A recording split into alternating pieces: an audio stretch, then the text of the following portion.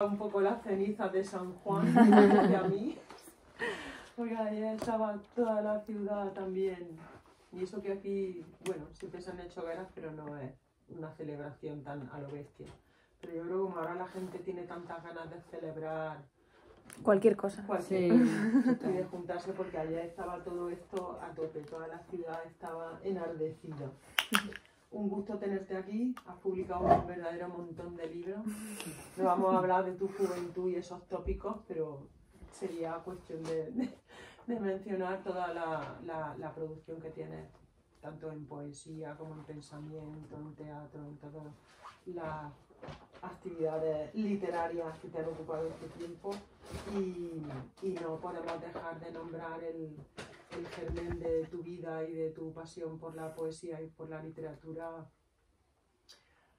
sin nombrar a tu madre, a la que nosotros teníamos un cariño especial y con la que manteníamos siempre una vinculación muy entrañable, fuera, aparte también de la pura labor editorial o informativa, ¿no? Había ahí como una relación muy bonita, porque verdaderamente vivía la edición y la poesía de una manera absolutamente pasional y muy auténtica. Para nosotros El Gaviero ha sido una de las mejores editoriales de poesía y de todo lo que fueron sacando a lo largo del tiempo, porque fuimos creciendo un poco a la vez, ¿no? Como un recorrido paralelo de tiempo, y veíamos como a veces decíamos, pero qué pedazo de catálogo tenéis ya, pero ¿cómo es posible que una persona o dos personas tengan esa ocupación y esa producción? Bueno, pues eso, recuerdo maravilloso hacia tu madre. Y bueno, y por supuesto mencionar a los que no están también, como Ulises, que tenía que estar, que teníamos mucha curiosidad por conocer a tu hijo. Estaría ahí ya liándola. Sí. Claro, además yo digo, buah, ya estaba yo pensando libros para enseñarle y tal, y a ver cómo se movía aquí por aquí, porque vamos, se lo va a pasar pipa. Y al otro que casi viene, que es Ernesto Castro, que bueno, como dices tú, como es tan imprevisible, igual al final han conseguido un bla bla carísimo. Y aparecen por aquí en cualquier momento. En cualquier momento. Muchísimas gracias también a Marina Patrón, como siempre, tan entregada y dedicada. Vamos. Y un poco bien. Y también hacer mención, por supuesto, a la Caja Book, donde también has publicado. Siempre es un gusto trabajar con ellos también. Bueno, trabajar, difundir en la medida en la que podemos, que también están conformando un catálogo absolutamente bestia y considerable. Y nada más. Os dejo a vosotras para hablar.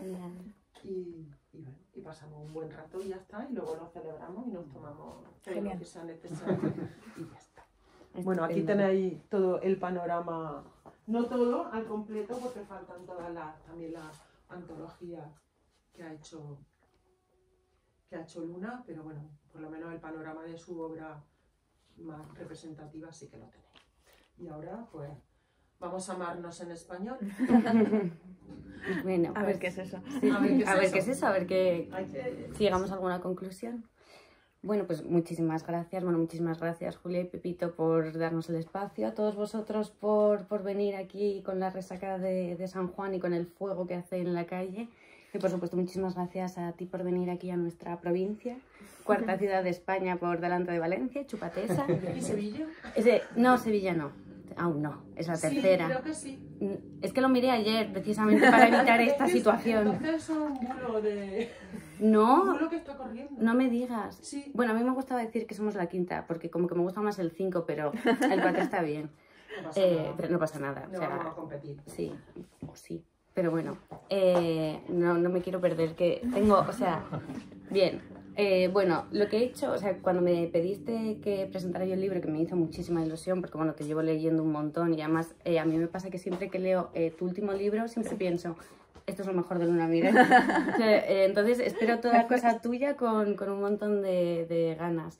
Y claro, y viendo que todas las presentaciones habían sido como conversaciones a varias voces, se me ocurrió traer todos los libros que he estado leyendo mientras leía y releía tu libro, como una especie de conversaciones que podemos mantener como con otras autoras que he estado leyendo.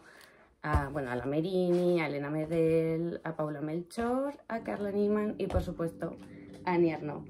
Que además también me parecía buena idea, ya que tú haces el esfuerzo de contarnos tus lecturas, también seguir tu mapa de lecturas, ¿no? Para entender qué es lo que habías hecho. Pero bueno, venimos a hablar de Un amor español, que realmente nosotras vamos a conversar, pero os invitamos a participar, si queréis, con lo que queráis. Que bueno, es un libro dividido en 3 partes que narra o intenta hacer ese esfuerzo por narrar una pasión, pero que al mismo tiempo es súper irónico. Yo he alucinado con ello, hay muchísimo humor y bueno, quería ir haciendo como, analizando un poco cada parte. La primera parte es el libro de Ezra, que son como unas 10 poemas epístolas, algo así, que a mí me han encantado, que todas empiezan con ese querido mío. Y que, bueno, lo primero que llama la atención cuando abres el libro, ¿no? Es la manera en la que está dispuesto, ¿no? Con estas barritas que ya se han comentado, ¿no? Que son como una especie de contención. Pero yo me lo leí, la primera vez me lo leí como del tirón y a mí me parecía más que era como un diálogo. Ajá. Que eran como una especie de pregunta-respuesta, aunque es verdad que solo tenemos como una voz. Sí. Pero es como el flujo del pensamiento, ¿no? Que te autocontestas un poco. Entonces, bueno, ya lo has comentado, pero me llamaba mucho la atención, ¿no? El por qué estas barritas, ¿no? ¿En qué momento dijiste, no sé, porque incluso hablar de versos como que cuesta, ¿no? Es decir, ¿me gusta este verso? Sí. Bueno, lo primero, gracias de verdad por haber venido hoy aquí a pesar de la resaca. Reconozco que yo también tengo resaca. Ayer nos bebimos 2 botellas de cava. Y comimos la coca catalana, o sea que estoy como entre el dulce y el cava, como un poco burbujas. y un poco y el fuego, y todavía el pelo me huele un poco a ceniza. Estoy como ahí como flipando, ¿no? No sé dónde estoy muy bien ahora mismo, pero estoy muy feliz de estar entre tanto libro en un espacio que admiro tanto y con amigas. Gracias por tu lectura y por relacionarlo también con amigas. Yo, aunque a Annie Ernaux no la conozca y a la Merini, pues tampoco pude, tampoco se ha podido, ¿no? Gestar esa relación. Elena, Carla y Paula son amigas, así que, y de hecho con ellas he estado hablando y presentando recientemente. Sí, por eso me parece interesante hacer como la ruta inversa. De manera que es muy guay. Y justo Delirio amoroso de Ala Merini es la primera cita que aparece en Leer Mata. De manera que todo está conectado. Y con respecto a las barritas, bueno, se han comentado cosas muy diferentes en diferentes presentaciones. La más divertida fue en la presentación de Barcelona, donde empezaron a hablar de que eran lo de los muros de los pantanos, los muros de los pantanos de Franco, etcétera, y no. O sea, Un amor español no va de eso por el momento, aunque hay gente que piensa que sí. Se ha criticado mucho el título, por cierto. Ya, del título quiero que hablemos sobre ello. Pero esas barritas para mí tienen que ver con precisamente también con un cambio. Esto ya es como algo más, quizá no tan bonito de explicar, porque también parte de los fallos de una, ¿no? A la hora de escribir, o de los miedos de una. Pero tiene que ver también con un cambio de ritmo. Es decir, mis 2 anteriores libros de poemas, sobre todo poesía masculina, era súper narrativo. Era una voz, precisamente una voz masculina muy dura y muy medida, muy incluso comedida. Y como muy... Eso, ¿no? O sea, tanto poesía masculina como El arrecife de las sirenas eran absolutamente narrativos, parecían cuentecitos cada uno de esos poemas, o incluso pequeñas crónicas en verso, por así decirlo, con un estilo que para mí bebía mucho también de lo que fue la Lied y muy Sharon Olds, muy poesía postconfesional, como suele llamarse también, ¿no? Y de repente aquí había algo más lírico. Me veía yo a mí misma no sabiendo qué tipo de verso quería para esas cartas, para esos fragmentos. Y me di cuenta de que al no saber qué quería, tenía que medirlo de otra manera, ¿no? Vale. Y también me empecé a obsesionar y también por influencia de mis amigos, ¿no? Con la idea de que yo no uso una métrica. Una métrica, ¿no?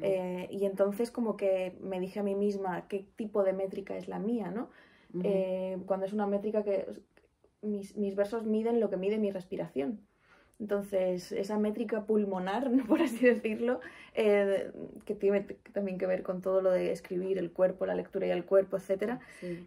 ¿cómo lo mido yo, ¿no? Entonces empecé como a poner rayitas, barritas, palitos, como queramos llamarlo, separaciones, cada vez que a mí se me antojaba una respiración. Vale. Entonces es una ordenación muy egoísta porque cada uno respiramos de una manera, ¿no? Sí, pero total. esa es precisamente la manera en la que yo quiero respirar. Wow, qué chulo. Luego para leerlos, claro, a mí o sea, la poesía también está hecha para leerla en alto. Y claro, me he apuntado varios poemas que quiero leer y demás, pero decía, es que no sé cómo leerlos. O sea, así que, pero me gusta esto de la métrica pulmonar mucho. Bueno, me encanta que estás transitando también mucho últimamente la literatura epistolar, Sí. que es algo que me encanta porque toda mi vida he estado esperando a tener un pen frame, ¿sabes? O sea, comprándome papelito así muy bonito para escribirme cartas y tal. Y realmente, aunque luego criticas un poco lo solemne que te pones, me encanta cuando te pones solemne. Ajá. Y quería preguntarte, porque también en Ternura y Derrota, ¿no? Había ese juego con las cartas y lo de si realmente se escriben las cartas para otro o también nos las estamos escribiendo para nosotros mismos. Entonces también quería preguntarte qué es lo que te interesa, ¿no? O lo que te llama tanto la atención de la literatura epistolar o de las cartas en general. Pues yo creo que o sea, es una frase que ya he dicho muchas veces así y que ya son, o sea, otra vez la solemnidad, ¿no? Fuera. Sí. Pero toda literatura para mí es epistolar. O sea, siempre hay un tú omnipresente, ¿no? Y ese tú omnipresente aparece casi desde el primer momento en que escribimos. O sea, esta Navidad los Reyes Magos le trajeron a mi prima de 10 años su primer diario y lo primero que puse es querido diario. ¿Quién es ese querido? ¿Por qué está escribiendo a alguien? ¿No? O sea, ¿a quién estás escribiendo? ¿No? Sí. ¿A quién le estás diciendo? O sea, ¿quién es o sea, quién es esa persona, ¿no? que lo sabe todo y que todo lo ve, ¿no? Entonces yo creo que siempre hay un tú y en mi caso lo epistolar está prácticamente en toda... O sea, desde mis primeros poemas siempre hay un querido detrás, ¿no? Solo que esta vez lo quise hacer hiper mega evidente. Sí. Es decir, que incluso se pudiera poner cara a ese querido que estaba ahí, ¿no? A ese retrato. Y de hecho me gustó cuando hablaba con Berta García Faez, ¿no? En la presentación de Madrid, que decía que a ella le había gustado como que a través de las cartas al querido se podía casi ver su cuerpo esculpido, ¿no? Sí, de alguna manera, sí, ¿no? Y eso me interesó, ¿no? Se puede hacer una escultura con las palabras, ¿no? Con las imágenes, con las metáforas, ¿no? Y eso me interesó mucho. Y si ese tú se le consigue dar una forma, me parece que ya se ha conseguido algo con el poema. Sí, no, es muy tangible todo este libro, o sea, realmente, o sea, lo leías y sí que es verdad que parecía que lo tenías delante, ¿no? Más la manera de escribir y todo, sí que es verdad que era muy tangible. Bueno, quería seguir en un orden, pero bueno, entreguémonos al caos. Y luego te quería preguntar, porque claro, hablamos eso de la tangibilidad, ¿no? Y yo leyendo muchos de tus poemas, claro, me acordaba de publicaciones tuyas en Instagram o me venían imágenes, ¿no? Las bugambillas, los lirios, tal. Sí. Claro, eso es un ejercicio consciente, es decir, ¿tú también utilizas las redes como una manera de influir en tu escritura o te ayuda a planificarlo? Yo creo que esto me viene de siempre, desde la época del blog y demás. De hecho, el otro día... ahora he estado revisando cosas que escribía a los 15 años y demás. Y claro, todo lo que una de las cosas que me falta al releer todo aquello que escribí de adolescente es qué fotos subía yo al Fotolog, precisamente. Ostras, en esa época, ¿no? Sí. Porque yo publicaba mis versos con fotos. Claro, claro. Y estuve revisando un prólogo que escribió Jordi Doce a una plaquette muy chiquitita, bueno, plaquette chiquitita es como decir lo mismo, una plaquette que publiqué, pues yo qué sé, con poemas que había escrito a los 18 años, que se llamaba Cruzo un desierto, y fue Jordi Doce el que escribió este texto, ¿no? Y decía, obviamente como todo lo que puedes decir bueno de un poema, unos poemas que ha escrito una chavala de 18, ¿no? Pero decía, lo único que echo de menos son sus fotografías. Lo único que echo de menos en este conjunto de textos son las fotografías que ella sube a su blog, ¿no? Porque en esa época que ese poemario se llamaba Cruzo un desierto, pues en esa época yo tenía un montón de fotos en Almería, en el desierto, en espacios con las pitas, con el mar de fondo, con todo muy gaviero, ¿no? Con terrazas, o sea, con terraos, con pintadas, con versos de Valente. Entonces, claro, o sea, tenía sentido, ¿no? Que un lector de aquella época echara de menos eso. Cosa que los lectores míos de ahora a lo mejor no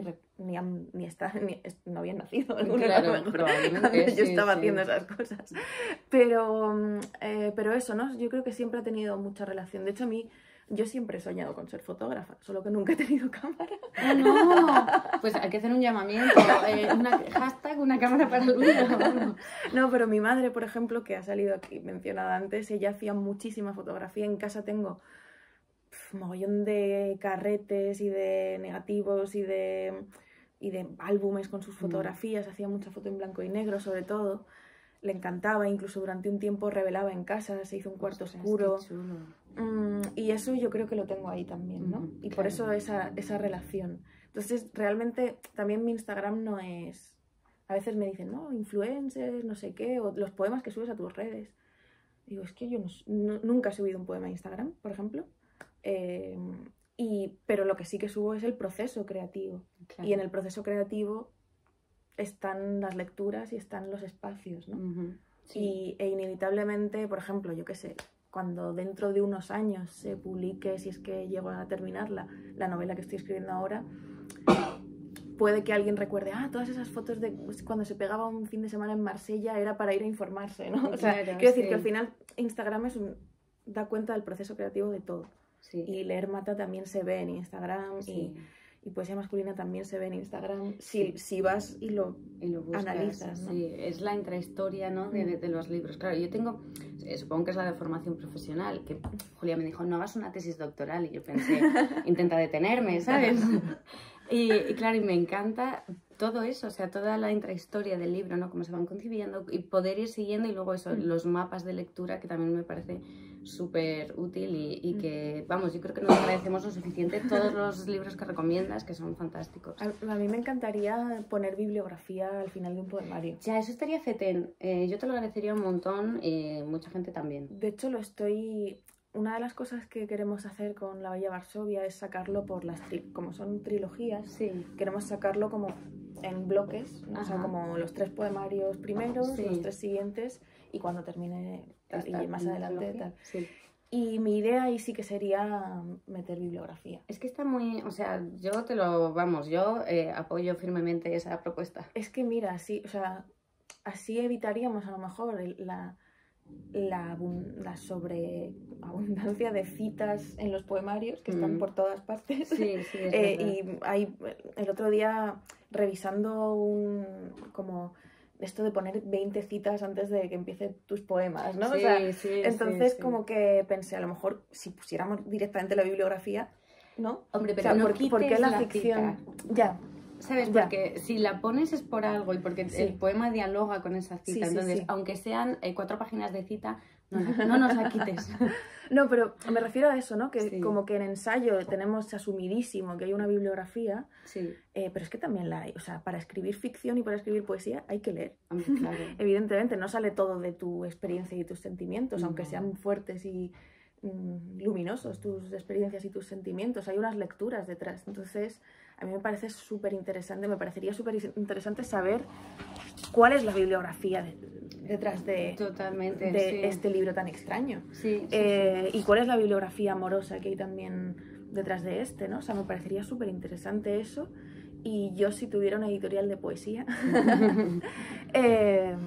me encantaría poder proponer a los autores o aunque fuera para un PDF en la página web, Sí, tal, bueno. pero me parece un ejercicio interesante. A mí Porque también. a quien luego el lector le puede llevar a Claro. otros lugares, ¿no? Además, yo siempre lo que más valoro también cuando lees libros es que también te den ganas de escribir, ¿no? Y si ya te remiten a otros libros, ¿no? Y vas sacando tu propio aprendizaje y haces tu propio diario de lecturas y escritura y tal, es valiosísimo. Y... Next Level es como el poemario, la bibliografía y luego un cuaderno. Sí, para ti, para tus... Sí, y ya son unos libros así. Estaría guapo, ¿eh? Sí, Voy a pensármelo. Con lo claro que está el papel, no Ya, creo, ya. pero ojalá. Ya. Bueno, Que ojo, que el otro día estaba releyendo un artículo de Leonard Woolf, que está recopilado en La muerte de Virginia, esta antología de textos suyos que hay en Lumen, y se quejaba de que el gran problema para la edición en el año ya 1900 algo así bajo, era el precio del papel por culpa de la guerra, que es exactamente lo que está pasando ahora. Sí. Y digo, joder, se repite todo. Sí, es el mismo problema siempre. Sí, aquí no solo es el Titanic, sino que es también el papel. El papel siempre está ahí. Ya, es verdad. Qué mierda. Bueno, volvamos un poco al poemario. Perdón por sacar este tema, pero me he tenido muy obsesionada en los últimos días. ¿Lo del papel o lo del Titanic? Bueno, yo hoy he leído lo de los mercenarios de unas Rusia pesadillas. y también Hostia, estoy muerta con eso. En fin. Bueno, volvemos al libro. En el libro se habla mucho, ¿no? De el sujeto lírico se entrega mucho a esta pasión que da miedo y que incluso le llega a decir a ese tú, mírame aunque te dé miedo. Y es interesante porque no tiene ningún reparo en contar, ¿no? Esa pasión desbordante, ¿no? Y un poco enajenante, pero siempre que le va a salir a hablar como de amor, se contiene. No quiere decir te quiero, no quiere ponerse como cursi o más tierno. Y claro, yo he estado pensando también haciendo estas lecturas y tal, ¿realmente qué da más miedo? ¿El amor o la pasión? Porque ambos son terroríficos. Ya. Cada uno en su nivel, ¿no? Sí. Y yo creo que da miedo incluso la convivencia de ambas cosas. O sea, la existencia de... Cuando las dos cosas se juntan y no sabes qué es una y qué es otra. Ya, también. Yo creo que eso es lo más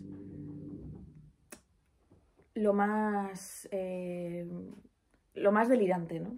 Partiendo de este título de delirio amoroso. Lo más delirante es eso, ¿no? No saber a qué te estás enfrentando. Y no saber si eso es, cómo pueden equilibrarse las dos cosas. Sí. Es que yo lo pensaba porque decía, claro, o sea, ambas son igual de enajenantes, ¿no? O sea, el que te lleve la pasión o el que te lleve el amor y esa disolución también de la identidad, ¿no? Que como que te niegas un poco. También te quería preguntar, porque en esta carta epístola 2 haces una definición súper bonita, o sea, y a mí me parece de las más acertadas, ¿no? De qué es la pasión, ¿no? O cuánto dura la pasión, que realmente es como, bueno, todo presente. Pero luego en el 4 dices que como que el tiempo de la pasión es el pasado, ¿no? Si hablo en pasado de ti es para tenerte más cerca, si hablo en pasado o en fin es para saber que la imaginación no te extingues. Que Annie Ernaux también dice un poco como eso de que el tiempo de la pasión es realmente el pasado. Pero yo creo que es el presente. O sea, ¿por qué el pasado? En plan, quería que me convencierais de por qué el pasado. En este caso yo creo que quizás retomando como esa idea de Annie Ernaux, o sea, creo que escribir en pasado, o sea, ya da la sensación de que eso ha existido. Sí. Y que ha existido con mucha potencia porque ocurrió. Sabes que ocurrió. El pasado le da más entidad a esa... Quizá en la escritura. Pues, sí, bueno. No sé si en la vida. Ya. Pero en la escritura el hecho de poder decir que algo ocurrió... sí, como fuimos esto, ¿no? Sí, es como grabar las iniciales en un árbol, ¿no? O sea, es como esto está aquí grabado, esto ya ha sucedido, ¿no? Entonces por eso el pasado es peligroso también, porque te impide también disfrutar del presente. Sí. Pero la escritura en pasado creo que hace eso, ¿no? Como que le da un lugar a una historia. Sí, lo que pasa es que luego también la mente es muy traicionera y tiende también a la literatura, vamos. Sí. Pero me pareció interesante, ¿no? ¿Cuál es el tiempo de la pasión? Vale. Yo creo que tiene más que ver con eso. O sea, evidentemente es un presente absorbente y apabullante, pero precisamente porque es tan presente nunca sabes cuándo se va a acabar, nunca sabes cuándo, Claro. o sea, no sabes qué futuro tiene. Entonces el por futuro, eso, como que es imposible pensar en el futuro. exacto, y por eso a lo mejor cuando uno lo está viviendo prefiere hablar de ello en pasado, Claro. para sentir que al menos eso ocurrió. Sí, también el poder evocador de la ausencia, ¿no? También está presente en el poemario, ¿no? Cuando se narran esos encuentros que ya han ocurrido y ese recordar también es volver a tener a la persona, ¿no? Guay. Bueno, cambiamos de sección, vamos a Lirios enloquecidos, que en verdad cada parte, o sea, aunque se puede leer todo como un conjunto, pero cada parte es como muy específica en lo suyo y aunque ya encontramos en las cartas expresiones magníficas como lo tenía apuntado ¿cómo era? Los sanguinarios mosquitos de Apolo o algo así que me dio muchísima gracia. Ya en Lirios enloquecidos entran expresiones como ñaca ñaca, que yo creo que no lo había visto escrito nunca y menos aún impreso en plan ¿qué? O chichis al aire, que también era en plan ¿cómo? Entonces es muy divertido porque Estuvo a punto de ser censurado el chichis al aire, ¿eh? Y ñaca ñaca, ¿no? Pues, ¿y por qué? Pregúntaselo a mi editora. Pues ya haremos... Pues no, porque... Y es divertido porque estás como, pues eso, con la solemnidad de los poemas. Es que había como mucha sonoridad en porque eran chichis al aire comiendo chicles. Pues, las chicas con chichis al aire comiendo chicles. Sí. Pero quitamos los chicles. Sí, porque entre digo, chichis chicles y chicles, no. Chicles fuera. Sí, no, chicles mismo. Pero chicas con chichis comiendo chicles, es verdad que es muy chichichi, pero está a mí me divertido. Claro. Sí, además hay que usar más la che, hombre. Exacto. Entonces eso, y me hacía mucha gracia porque claro, estás leyendo, ¿no? Como con la solemnidad que te requiere la poesía y la concentración y de pronto eso te encuentras ñaca ñaca y dices, ¿de acuerdo? Y luego metes palabras Esto como... es en el abecedario, ¿no? O sea, hay como un momento de A, B, C, o sea, con cada palabra tal, y creo que la ñ es ñaca ñaca. Puede ser. Por eso está ñaca ñaca ahí, porque no sabía qué palabra utilizar que empezara con ñ para un abecedario. Ah, vale, ahora todo sexual. tiene sentido. Vale. No sé dónde está. Creo que la ahora. única que no empieza por su tal es la X, que pone oxitocina.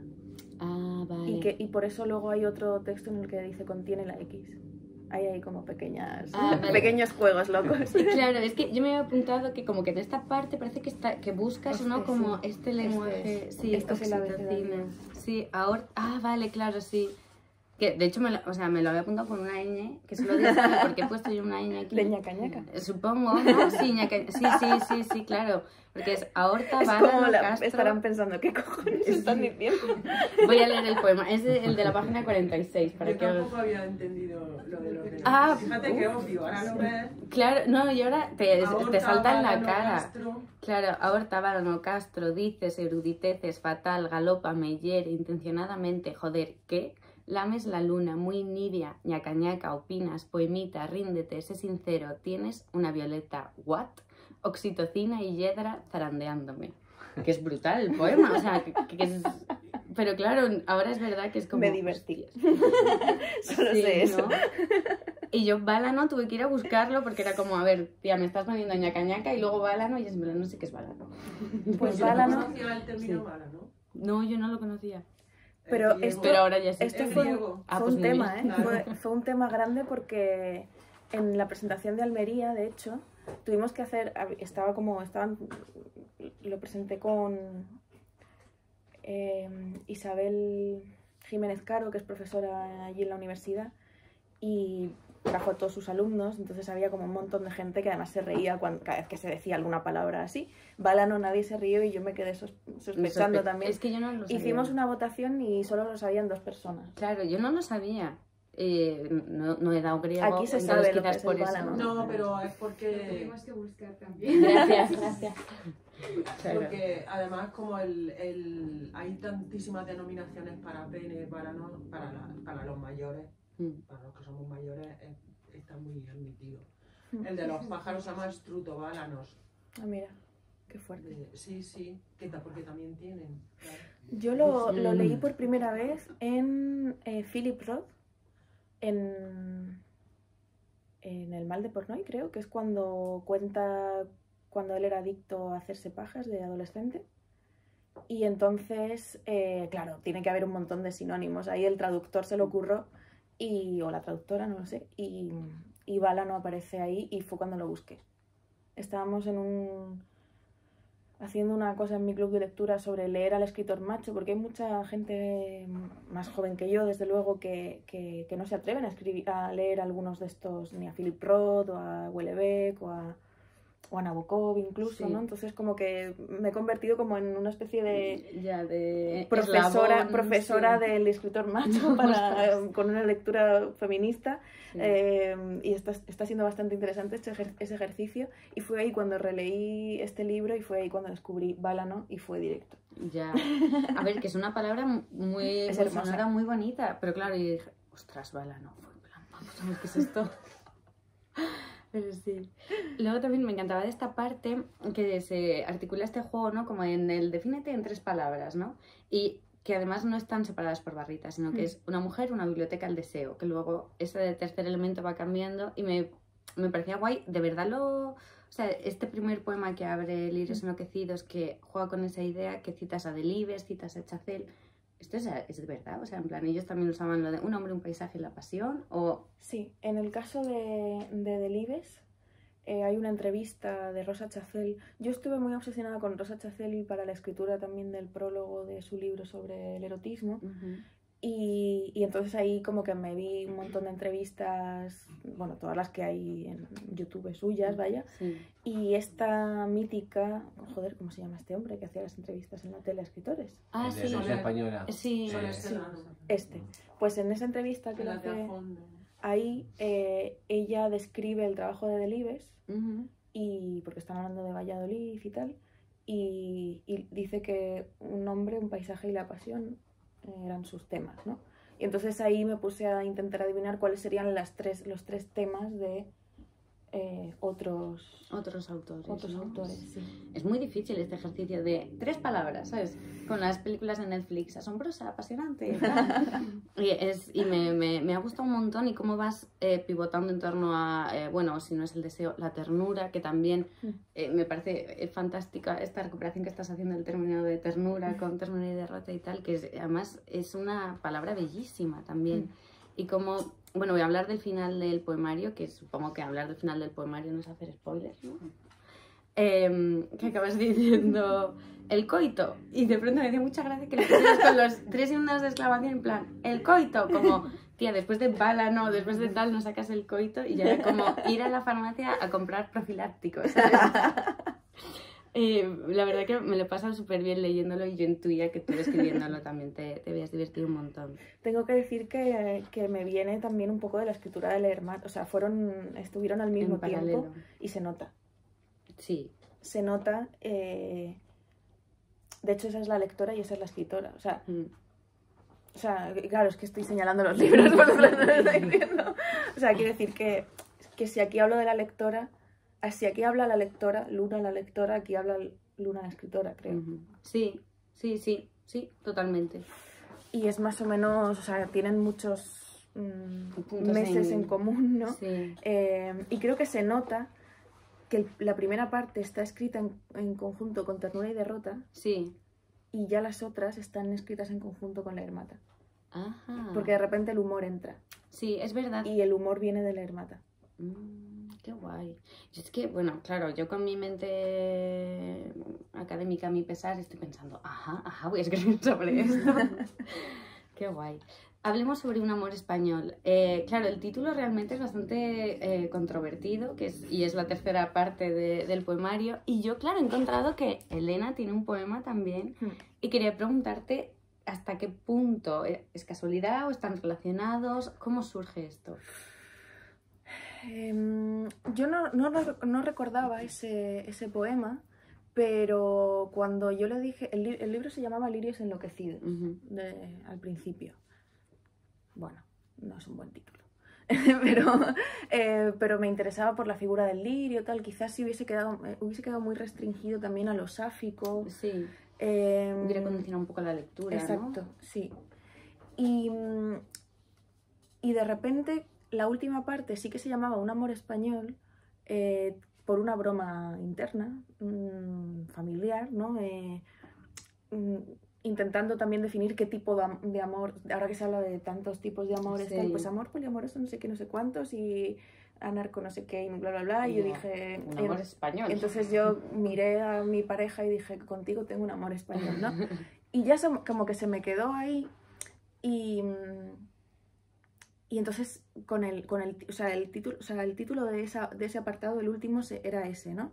Y cuando se lo enseñé a Elena me mandó su poema. Sí, que además también están Sí, un poco relacionados. Exacto. Sí. Y entonces le dije, jope, si llamo al libro Un amor español, no me odias, ¿no? O sea, ¿Te parece bien? funciona, ¿te parece bien? Sí, adelante, o sea, dale, o sea, estas casualidades tienen que fluir, claro. Exacto. Y luego además también tiene que ver con el título. Yo siempre voy un poco por trilogías, ¿no? de poemarios. Entonces tiene que ver con poesía masculina. O sea, poesía masculina y amor español para mí significa que son un poco el mismo tipo de título, ¿no? Irónico, crítico.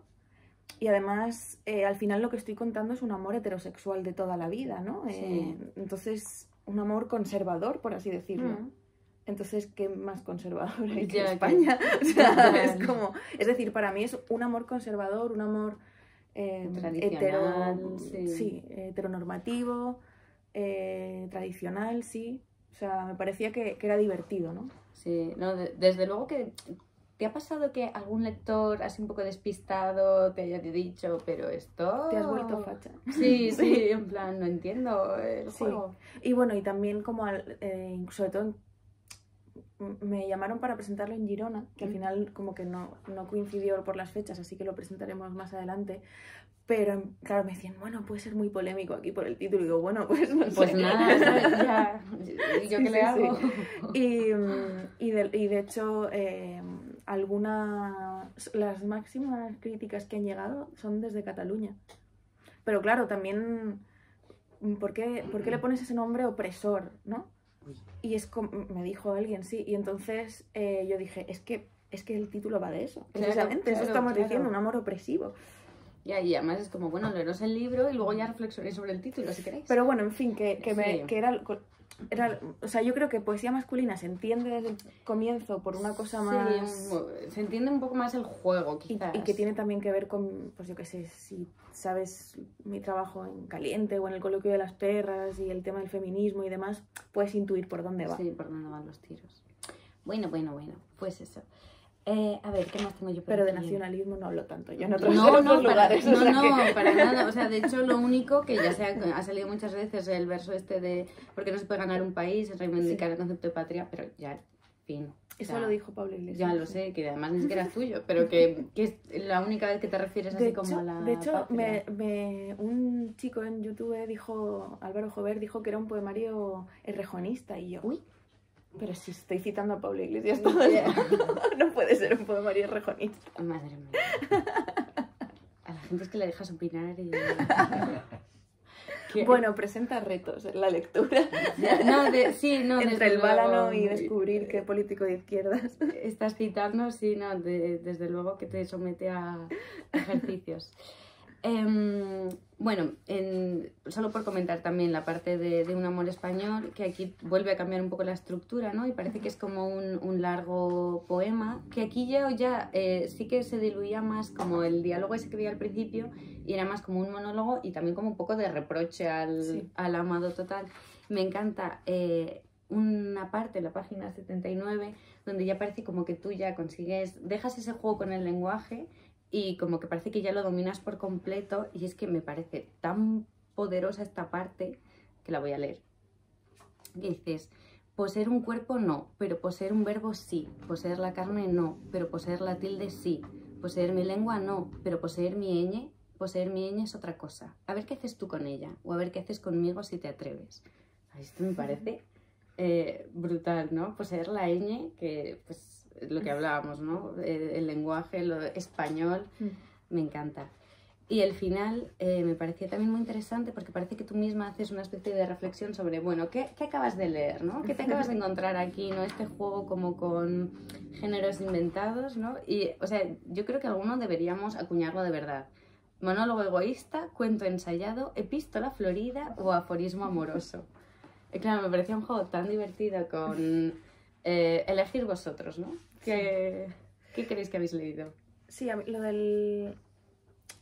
de el cuento ensayado es leer mata. Sí, claro. El monólogo egoísta es ternura y derrota. La epístola florida es el comienzo del libro y el aforismo amoroso es el final. O sea, sí, es... Me encanta... O sea, ya sé que hay demasiadas etiquetas en el mundo, pero creo que precisamente las etiquetas que hay en poesía... o para la poesía, o las etiquetas que damos también a lo que escriben las poetas, suelen ser muy peligrosas. Justo acabo de leer un libro de Rachel Zucker sobre la poesía confesional y cómo poesía confesional se ha utilizado, al menos en el ámbito anglosajón, cosa que yo no sabía tal, aunque se podía intuir, para... Es como decir poetuitero casi, ¿no? En plan como una especie de burla. Y como una especie de esta cosa femenina, ¿no? Esta poesía como cosa de mujeres. Esta poesía que realmente no vale para nada, ¿no? Que no puede aspirar a ser universal, ¿no? Sí. Y entonces como que a mí me parece que cuando estoy leyendo algo que me gusta, ¿no? Me gusta ponerle nuevos nombres, inventarme nuevas etiquetas. Como por ejemplo Carla Niemann, lo de la cuerpa heterosexual. Sí. O sea, como poner ese tipo de títulos a mí me sirve también para sacarlos de ese agujero al que acaba cayendo una como poesía femenina, ¿no? Sí, pues a mí me parece que es la manera más inteligente de reapropiarlo, ¿no? Y de hacerlo tuyo, porque leí también, a propósito de lo de las epístolas, leí El defensor de Salinas, que... A mí, bueno, Salinas siempre me ha gustado su poesía más o menos, pero con ese ensayo estaba enfadadísima porque todo el rato estaba diciendo que las cartas eran un género femenino, porque como que, no me acuerdo literal, pero sí que decía como, bueno, es que como ellas son incapaces de centrarse como en varias cosas, solo tienen que tratar un tema y esto les viene muy bien, y todo eso lo confesional, ¿no? Los diarios, las cartas, y decía... ¿Qué? Ya. ¿Cómo te atreves? Ya. Tú que tienes cartas a tu mujer, a tu amante, ¿sabes? Y entonces me parece que es muy útil ese ejercicio, ¿no? De decir, pues mira, quiero salir de poesía confesional o de literatura íntima o lo que sea, y sí, pues estos son epístolas floridas. Sí. Para ti. Sí, ahora quiero hacer poesía postconfesional autobiográfica. Muy bien. Fantástico. Claro, y ya está, y ven a decirme... Sí, ese es mi rollo ahora mismo. Yo creo que está bien poder decidir qué haces, coño, solo te faltaba eso. Hombre, ¿no? que te digan, no, tú eres tal, pues vale, porque tú lo digas. Sí. Pues sí. Sí. Bueno, si queréis, abrimos, ¿queréis hacer alguna pregunta, comentarios, dudas? Gabriel, pregunta algo. ¿Qué te ha parecido? Gabriel es un gran lector. Qué bueno. Sí, pero todavía no. No le doy una todavía. Mejor. No, pues empiezo yo. Venga, bueno, estoy muy de acuerdo de estas etiquetas larguísimas. En la música se lleva haciendo muchísimo. Claro. Y hay como mucha precisión taxonómica para nombrar. Incluso hay grupos que se inventan una propia etiqueta para definirse y como colocarse dentro del panorama. Así que a tope con esto. Y luego tenía curiosidad, porque bueno, por conversación y también por lo que has ido compartiendo en Instagram, estás leyendo bastante sobre mística y hacia dónde apunta esas investigaciones, y si tiene que ver con esta teología también, o también con el diálogo, ¿no? Porque en la mística hay siempre un diálogo, un intento de conversar o de dirigirse a Dios, y si eso tiene que ver, está emparentado también con una forma de amor, o bueno. Claro. Sí, de hecho, ese querido diario yo a veces pienso que es Dios también, ¿no? Cuando dices querido diario estás hablando de eso, a alguien que no sabes quién es y dónde está y ni siquiera si existe, ¿no? Y si va a leer tus pensamientos. Pero la tercera parte de este poemario ya la he empezado a escribir, no tiene título todavía. La empecé precisamente un poquito antes de la presentación en Almería de este libro, o sea, como en febrero de este año. Algo que no ha salido aquí, pero porque creo además que es un error mío y que no conseguí hacer bien en la escritura, o no hacerlo tan evidente como en poesía masculina, es lo de ponerme una máscara a la hora de escribir. Aunque parezco yo, realmente me estoy poniendo las máscaras de autoras a las que voy citando, ¿no? Máscaras sobre todo de Gila Dolittle, de Carmen Conde. Es decir, me intento apropiarme de sus lenguajes para poder escribir yo estos poemas, ¿no? Y por eso también cada parte es diferente, ¿no? Porque intento también acercarme a la escritura de ellas. Entonces pensé, ¿qué máscara me pongo para el tercer libro? Para la tercera parte. Si la primera máscara, la de poesía masculina, era la de mi exmarido, y aquí la de todas esas autoras lesbianas a las que he leído en los últimos años, ¿quién será? ¿De qué me disfrazo para el siguiente poemario?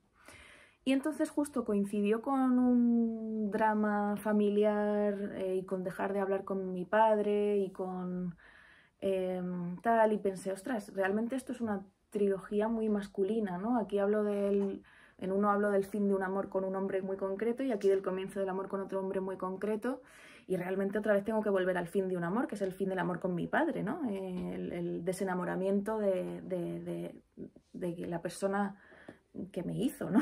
por así decirlo, que es un desenamoramiento muy, muy duro, ¿no? Y muy, muy complejo.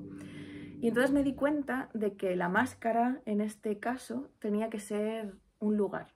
Yo venía leyendo poesía mística, ¿no? Y yo pensaba, ¿será el Padre Dios? ¿Será no sé? O sea, como que... Pero nada tenía sentido, ¿no? Todo me parecía muy obvio y muy cutre. Hasta que de repente me di cuenta un día de que en Almería, precisamente, visitando por última vez mi casa, porque ya se está vendiendo ahora, la casa en la que crecí y en la que se hicieron los libros del Gaviero, me di cuenta de que era la casa la que tenía que hablar. Y empecé a escribir poemas como si fuera la casa. Y también me di cuenta de que en la poesía, o sea, de que las poetas místicas a las que yo leía hablaban siempre eran siempre humanos hablando a Dios, pero nunca, no he encontrado todavía, y estoy buscando, y si me podéis dar referencias sería fantástico, que sea el propio templo el que hable, ¿no? Es decir, muchas veces los rezos son para ser cantados en esos templos, ¿no? Pero ¿qué dice el templo de todo esto, ¿no? ¿Cómo habla un templo? ¿Cómo habla un lugar, ¿no? Sí.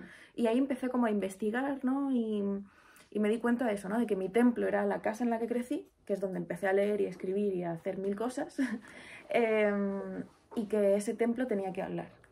Y entonces fue cuando, poquito tiempo después, me encontré con un poemario de Dulce María Loynaz, Últimos días de una casa, que es precisamente cómo ella se despide de la casa en la que creció, y la casa habla en varios momentos del poema. Y luego también Juana de Ibarburu tiene una elegía a la casa, donde la casa de repente habla en un momento. Y me di cuenta de que en la historia de la poesía escrita por mujeres en castellano y mujeres latinoamericanas, las casas hablan. Y luego pensé, ostras, la casa encantada, o sea, la idea de casa encantada, tal, que me vuelve a llevar, los espíritus me vuelven a llevar otra vez a la iglesia, a los templos, y como que conecté todo eso y me di cuenta de que la tercera parte de esta trilogía poética tenía que ser la casa la que hablara, y ya que es una trilogía del macho, y así la llamé yo, ese hombre que está en esa casa es el padre, ¿no? Entonces ahí lo cerré todo y ahora solo queda escribir. Llevo 15 páginas. ¡Wow! ¡Qué chulo! ¿Nos has dejado? Flipando. Y el lenguaje de repente como que hay puntos otra vez, claro. Hay comas, claro, hay mayúsculas. Sí. Sí, aprende a hablar también, claro. Por imitación de las personas que viven ahí.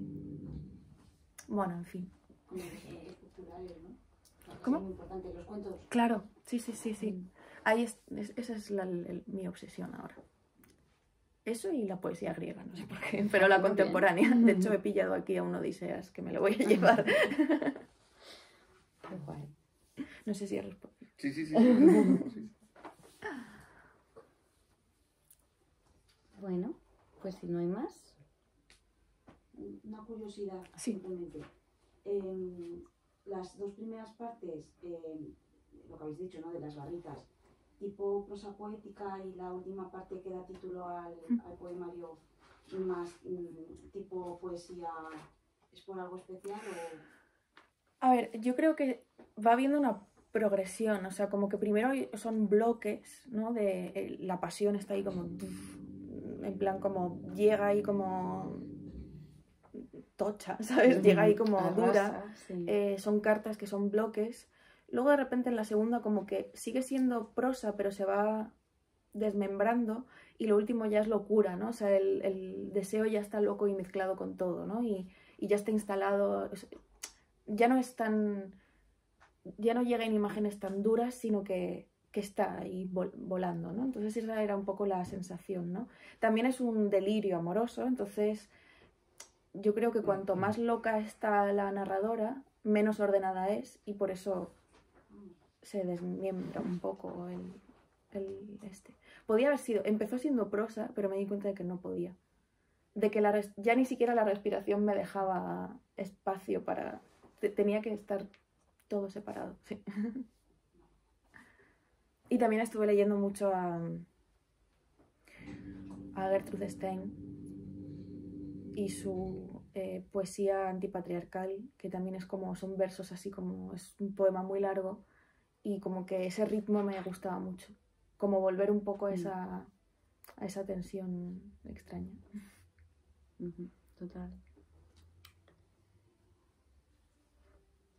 Pues nada. Con lo de la casa que me Sí. hizo, pero llegaba a tiempo, que tiene Carcoma de Claro. Laila Martínez. Totalmente, Está pasada. totalmente. No habla la casa, pero es un personaje. Claro, es que es eso, ¿no? Como, o sea, en el imaginario de las Carcoma mismo, es eso, ¿no? Las casas, claro que hablan. Y de San Claro, Juan, o sea... la casa es imagen del cuerpo. Claro. En San Juan. Y en Santa Teresa, ¿no? ¿No tiene también Sí. las... De hecho, estuve hablando con un amigo que le interesa mucho todo el tema del budismo y tal, y precisamente en los templos, no sé qué tipo de templos específicos, me lo contó, pero yo no me acuerdo, cada estancia del templo es un órgano del cuerpo humano. Entonces eso me pareció precioso. Sí, sí. La morada de Santa Teresa. Claro. Claro. Sí. Pues muchísimas gracias por desvelarnos. Todos los intríngulis de tus lecturas, lo has dicho muy bien, no hay escritura sin lectura, faltaría más. Y me ha encantado como lo ha hecho Marina también. Sí, porque, gracias. aparte de su parte académica, siempre tan así. Ya, es que es de formación profesional, No, pero... está muy relajadísima. de pálpito. Hombre, sí, Está muy de yo pálpito, estoy muy feliz, muy de o sea, estoy pálpito personal. felicísima. Eso Claro. también está muy bien, pero que como es tan responsable y tiene esa mirada tan filológica y analítica y tan así. Soy Pero muy buena lectora. una lectura muy atenta, y fíjate, y aún así, Sí. bueno, has desvelado y has descubierto muchísimas cosas. Qué bien. Oye, pues muchísimas gracias. Gracias a No, vosotros. recoger tus cenizas de la playa sí. Totalmente. Gracias. Sí, sí, muy bien. Pues nada.